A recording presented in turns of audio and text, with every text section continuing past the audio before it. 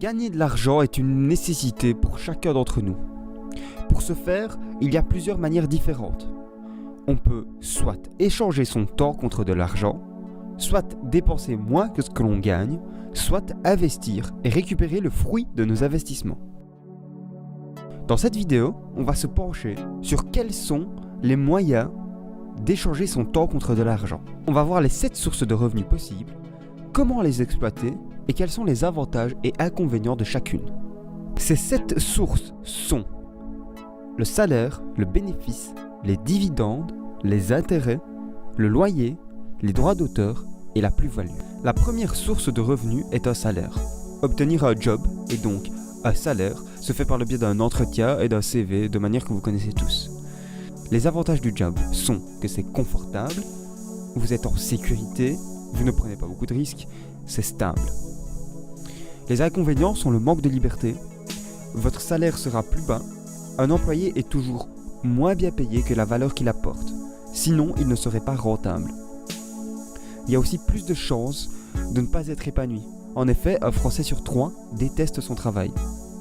La deuxième source de revenus est tout simplement une part du bénéfice que vous touchez d'une entreprise que vous possédez. Il y a plusieurs moyens de travailler pour soi-même. Vous pouvez soit créer une start-up, lancer un blog ou même travailler en freelance. On va voir 3 méthodes très simples pour se lancer dans chacun de ces domaines. Si vous voulez lancer une start-up, il vous faut l'idée et après vous pouvez aller dans un incubateur de start-up avec votre team pour pouvoir travailler sans payer des locaux. Si vous voulez lancer un blog, WordPress sera votre ami. Tandis que si vous voulez devenir freelance, inscrivez-vous sur une plateforme telle que Upwork pour pouvoir proposer votre compétence à des potentiels clients. Les avantages d'être entrepreneur, de travailler pour soi-même, sont que vous avez bien plus de liberté. Votre salaire sera plus élevé et vous aurez plus de chances d'être épanoui. Cependant, le monde n'est pas rose en étant entrepreneur. En effet, vous allez travailler bien plus qu'un employé. Ça va être plus difficile et vous allez devoir vous munir de patience. La troisième et quatrième source de revenus, je les ai rassemblées car on en profite de la même manière, en investissant. On touche des dividendes par le biais des actions. Avec une action, on devient propriétaire d'une partie d'une entreprise. Et chaque année, on touche une partie du bénéfice. C'est ce qu'on appelle le dividende. Une obligation n'est qu'un prêt d'argent. On va tout simplement prêter une certaine somme à une autre personne qu'elle va nous rembourser à la fin d'une certaine durée. La personne va payer le service qu'on lui rend par le biais des intérêts. Comment bénéficier de cette source de revenus ? Avant tout, je vous conseille une excellente lecture qui est Unshakable de Tony Robbins. Vous allez comprendre beaucoup plus sur l'investissement après avoir lu ce livre. Mais pour faire très bref, investissez dans des fonds mixtes, diversifiés, à long terme. Si vous voulez plus d'informations, allez lire le livre. Les avantages de cette source de revenus sont que c'est une source de revenus passive et que ça peut ramener beaucoup d'argent sur le long terme. Les désavantages, c'est que c'est incertain. Vous allez avoir besoin d'un calme olympien afin de résister aux temps les plus durs du marché. De plus, vous allez avoir besoin de patience, car cette source de revenus n'est vraiment intéressante qu'à long terme. La cinquième source de revenus, c'est le loyer. Tout simplement, de l'argent que vous touchez lorsque vous louez un bien immobilier à quelqu'un. La méthode pour exploiter cette source de revenus n'est pas très compliquée. Vous achetez simplement une maison, vous trouvez un client qui va vous verser une certaine somme mensuellement afin de pouvoir profiter du bien. Les avantages de cette méthode sont un revenu passif et le fait que vous êtes propriétaire d'un bien immobilier que vous allez pouvoir revendre par la suite. Les inconvénients sont que vous allez devoir passer beaucoup de temps et d'énergie à gérer ces différents biens. Vous allez avoir besoin d'une somme de départ consistante afin de pouvoir acheter votre premier bien. Et c'est un investissement qui n'est pas très liquide, c'est-à-dire que vous ne pouvez pas récupérer facilement votre argent. La sixième source potentielle de revenus sont les droits d'auteur.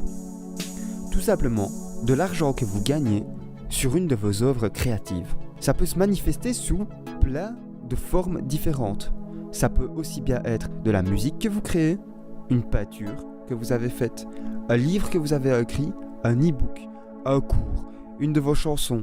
Bref, quel que soit votre talent créatif, vous pouvez le monétiser, vendre un produit et toucher des droits d'auteur. À chaque vente que vous allez faire, vous allez toucher une partie du prix de vente. Les avantages de cette méthode sont encore une fois que c'est une forme de revenu passif. Après avoir écrit votre livre, après avoir fait votre chanson, vous n'aurez plus besoin de travailler pour pouvoir toucher de l'argent. C'est aussi une source de revenus durable. Car pour peu que votre livre se vende sur le long terme, vous allez toucher de l'argent pendant un long moment. Les inconvénients sont que l'investissement de départ est vraiment important. En effet, vous allez passer beaucoup de temps à travailler sur votre projet avec zéro revenu dans un premier lieu. Le deuxième inconvénient, c'est que vous allez avoir besoin de trouver des clients, de trouver des personnes qui sont intéressées par votre œuvre créative. Et cela va passer par de la promotion.